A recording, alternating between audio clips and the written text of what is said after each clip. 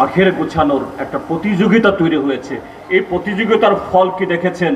ওই এয়ারপোর্টের পাশে একটা বিখ্যাত ক্লাব, তার সম্পাদক খুন হয়ে যায়, বিকি প্রসাদ না কি জানি।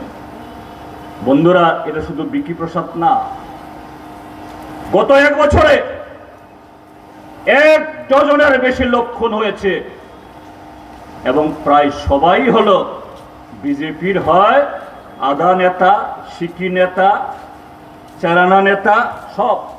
কি কারণে?